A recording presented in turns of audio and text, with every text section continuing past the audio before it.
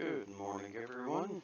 I hope everyone is doing well and just happy as two cold hogs in warm mud. I mean, just happy as can be. Um,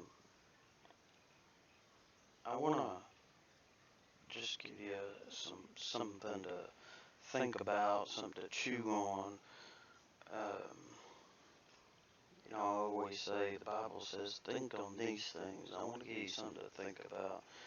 And so that's what I'm going to do. And like I said, I hope everybody is doing just wonderful, better than you could ever be, because the Lord is just so wonderful to us. He's so gracious. Let me tell you, there is just something about the grace of God, and I'm going to get into that at another time about the grace of the Lord, because mm, it is something special. I'm telling you.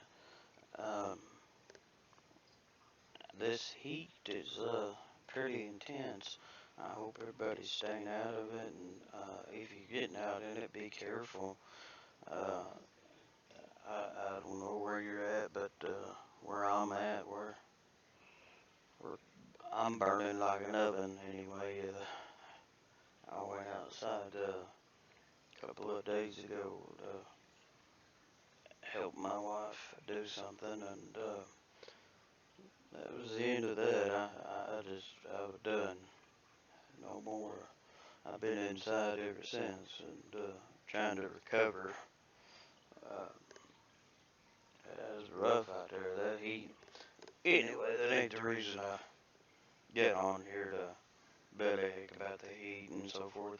What I want to talk to you about is it's okay not to be okay. What do I mean? We all put on this big front that we're okay all the time because we have kids, we have a spouse, and we have people that rely on us, and we have people that constantly are looking up to us, say at your job or in the church, and we have to put on this facade, this showmanship, so to speak, of just being fine, being okay, being brave, and weathering through the storm on our own. Let me tell you something, that will get you in a lot of trouble when you do that.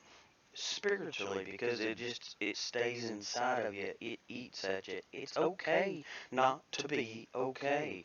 It's okay to sit down and say, I'm not okay right now. I'm I am not okay, and I need some time to not be okay. It's alright to do that. We're humans. We have to. It is just as big a part as of a need as um, eating your desire to eat something. I was trying to think of the proper way to say it.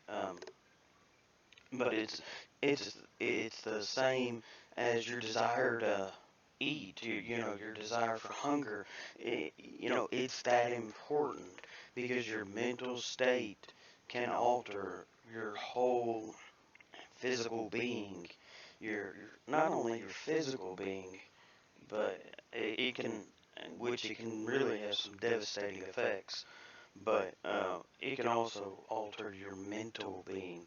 And this is all um, because we don't allow ourselves to take time to be okay. We don't take time to deal with the situation and allow ourselves to not be okay. It's okay not to be alright. You need somebody to talk to. People think if you go to a shrink, and sit down and try to talk to someone, then you're crazy. No, I'm not saying it. Let me tell you, if you go to a therapist to get some help, that's wonderful. Everybody needs somebody that they can talk to. And if you don't feel comfortable talking to your mother, your spouse, so forth and so forth, then by all means get somebody that you can talk to about your issue, about your problem, whatever it is that's going on in your life that has you drugged down. You need to be able to talk to them. You need to be able to get it out, get it in the open, get it under the blood of Jesus Christ, and be able to move on with your life. I said it before, and I'll say it again. One of the hidden dangers of life is unresolved hurt. Now, listen to me. One of the hidden dangers of life is unresolved hurt and pain and issue.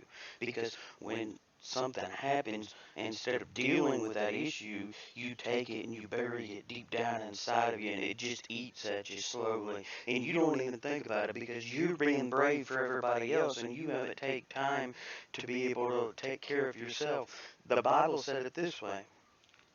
He said, they made me keepers of the vineyard, yet it's my own vineyard that I have not kept. I've been so busy taking care of everybody else's vineyard. I've been so busy taking care of everyone else and making sure everybody's okay that I forgot to take care of my own spirituality, my own mental health, and my own well-being.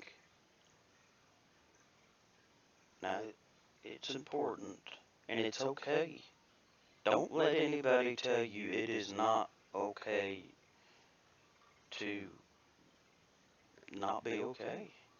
There are times where you're going to sit there and you're going to bawl your eyes out. There are times where uh, you're going to have meltdowns. You're going to have breakdowns. But you need to have those moments because spiritually speaking, you will, if you hold on to those things, two things are going to happen. It will destroy your life. It'll destroy everything inside of you because you'll become a person, total different person, a harder person because you didn't share and open up and you took all that pain and packed it inside and it made you a harder person. And then, two, it destroys your salvation because Jesus said, I can't forgive you if you can't forgive your brothers. I can't help you if you won't help yourself. I'm paraphrasing on that part, but Jesus said you have to be able to forgive, you have to be able to move on, you have to be able to let things in the past go. He said, which of you, by taking thought, can add 1 cubit to your stature? Which of you, by taking thought, can add 1 inch to your height? And we worry and all these different things boggle our mind. Forgiveness, somebody hurt our feelings, somebody said something in a way that, with a certain inflection, and it just bugged you. It's like, did it have a subtext to it or something? And then you just start running amok in your head. Maybe that's just me I'm talking about. I don't know. Because I'll be honest with you. Um, I'm a sensitive person. I'm not going to lie. I'm a sensitive man. I think a lot of men are, and they try to be brave, alpha male, put up the big front, and but the reality is there's nothing wrong with being sensitive. There's nothing wrong with being able to share how you're feeling, and the problem is we're afraid of the results of our feelings, and so many people tell you all the time, oh, you shouldn't feel that way, you're wrong for feeling that way. You can't help how you feel. Has one person been able to help that they got their feelings hurt? No. It's what happened. You didn't choose to get your feelings hurt. It happened to you. How do you deal with it? The Bible says it this way: you be angry and sin not. Book of Ephesians. Scripture I was going to tell you. I was getting to it. Ephesians 4:26. If you have your Bibles, you can read it with me. Ephesians 4:26, and it says, "Be ye angry and sin not. Let not the sun go down upon your wrath. Be ye angry and sin not." It's all right not to be okay. Right there. Be ye angry and sin not. It's okay to be angry. It's okay to be upset. It's okay when things aren't going okay. You don't have to be brave all the time. And I'm telling you, this has been on my heart for the last couple of days. And because I was in my prayer closet, um, and the Lord just kept dealing with me about it. It's okay not to be okay. And at the moment, I was okay, but somebody isn't. And the Lord kept dealing with me about it, saying, it's okay. You don't have to be brave all the time. You don't have to be brave for this one and that one. They, mm, mm, mm. The Bible says it this way: work out your own salvation with fear and trembling.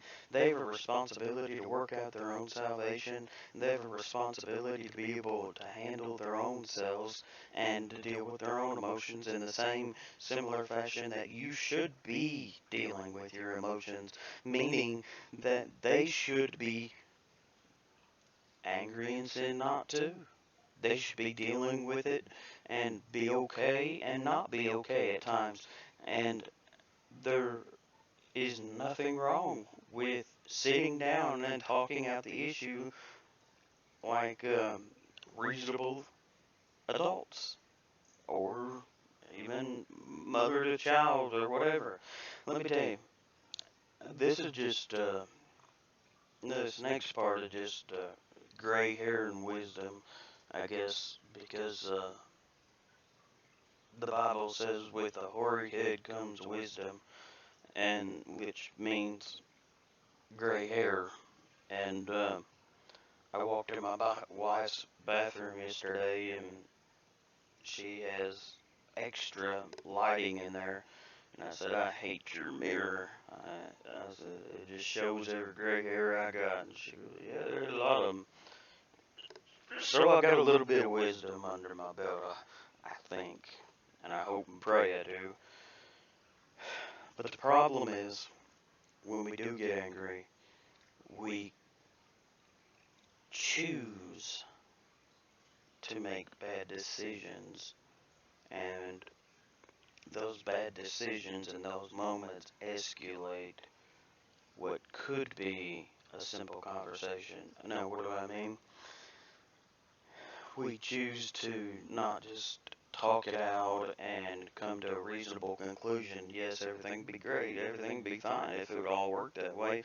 But unfortunately, people resort to name calling. They start, and let me tell you, I hate name calling. I mean, I do not like it. It just bugs me to no end. And I'll tell you why, because it does nothing but escalate and add insult to injury. It just makes the problem so much worse because your reaction is inside of you is to be able to, name call them, and then it goes back and forth, and then it gets bigger and it blows up, and you don't forget stuff like that. And it's just more stuff that you have to deal with and that you have to forgive. The biggest thing is sin not. You sit down, you talk about your issue, you sit down, you pray about your issues together,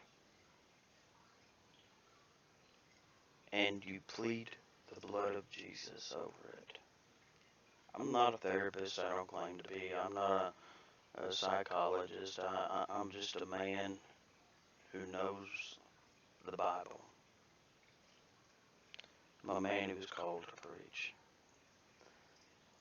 And I've made my share of mistakes before. A lot of them. The be ye angry and sin not. Well, I forgot about the sin not part, and um, I used to have a horrible temper. I don't anymore because of the Lord. I didn't do anything. God did something. He took that anger, all of it away. I mean, it's not that I don't ever get angry or upset about things, but it's that I know how to deal with it now because of the Lord. And He helps me to be able to control and to handle the situation properly.